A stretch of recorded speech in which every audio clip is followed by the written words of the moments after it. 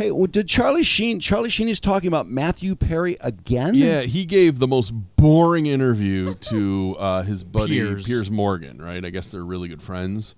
I would think that would be a good interview. Oh, me Jim, too. you watched it, right? Yeah, we both watched it. And I got to tell you, it was boring as I'm mad at Piers. What was he asking? What were the wrong questions? There's a lot of ball washing, first of all. Oh, Piers I hate that. Piers was really excited to show him a picture of those two from the opening of Planet Hollywood in Vail, Colorado, In or like something. 94. And the best part is Charlie can't see the photo because he's remote in a satellite. So what's the point? It was And just who gives a fuck? Exactly, but they go back a ways, and so by the way, Piers says this might be one of the coolest pieces of memorabilia which he showed Sheen. But he had Sheen on his old show when he was going through all his Tiger Blood era, and mainly testosterone, and Sheen presented him his drug test. He goes, here's my recent drug test, whatever. And Piers said that in the TV break, Charlie signed it to him, and Piers framed it and is hanging in his personal bar at his house. Does that mean Awesome. Does that so mean he cool. peed on it? Wow. What? Does that mean he peed? Did Yeah. he pee on it? What do you mean? It's a drug test. Unless he blew a load on it's it. the printout of the drug test. Oh, I thought it was the actual No, it's test. the actual printout, you idiot.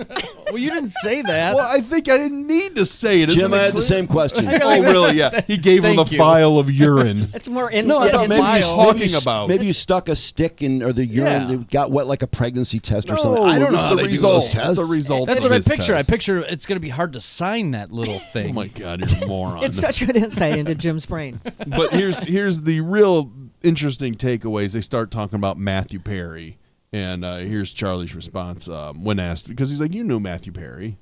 I read his book, and I read it in a day, and I loved it, and I'm so proud. Because it's an easy read. I just want to say that. I don't know right? how you could love that book. It was so. I mean, the narcissism was just screaming off the pages. Well, but Sheen's a narcissist, Yeah. right? Yeah, I think you could it's- probably relate to it. Yeah, bonded. Yeah. His book, and I read it in a day, and I loved it, and I was so proud of him and inspired by it, and then I wanted to reach out, because I'm in his book, when he says F Charlie Sheen, and That's why I liked it, because he's in the book. Yeah. I'm going to be that famous one day too, and I didn't. And I think I think he died like 3 weeks after I read the book, but He wouldn't have died if Sheen reached out to him. Do you wish I you'd got through noticed to him, when Charlie? he was I don't. Yeah, I don't know that I could have affected any part of what ultimately happened, right? But I could see when he was promoting it, and I could feel the sort of the prison that he put himself in.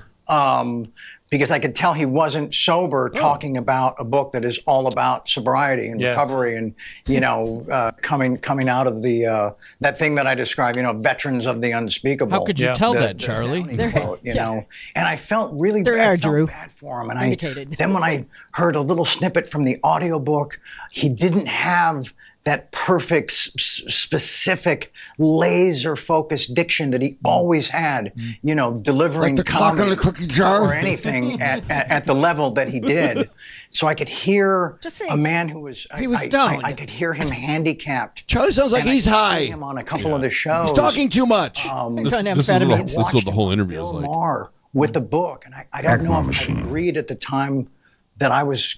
Maybe I'd already agreed to I was going to do mine, What? and I kind of had What this are you weird talking moment about? with him through the Seeing him telephone on Bill Maher. that if I Does wind being up stoned in ever that make him chair quiet with or Bill, just sit in a with corner? my You own- guys don't understand. This was the whole interview was like this. He was just rambling on about Wow. nothing. Well, I wish and never Piers said anything. would have asked him more. How did you know? Tell me an example or something. But I think Piers just got so bored. Like, all right, just keep fucking talking. Can any of you guys stand interviews where the person asks a question and the person talks for 6 straight minutes? No. It drives me fucking crazy. No, they need Can't to kill stand it. if that happens in my personal life. They should have cut him off. That is so true, Jim, isn't it?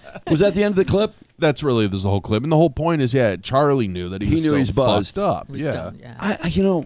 Did you guys think he was buzzed Yeah. Yes. when he's in with Diane Sawyer? Yeah, definitely. I really did question it. For the reason he's saying. You could hear it in his his voice. I didn't really think that this was from oral surgery.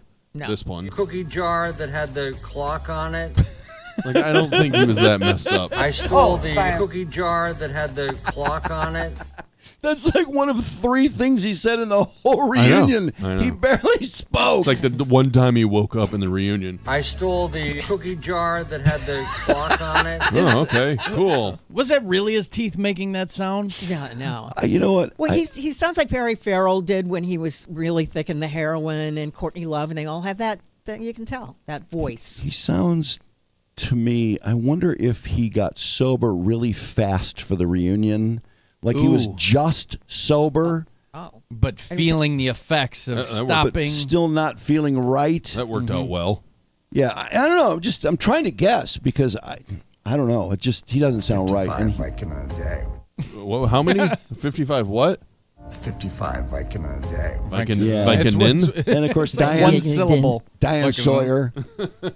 It's Science Project. Oh, it's science for you. Science for you. Yeah, it really does sound like Science for you.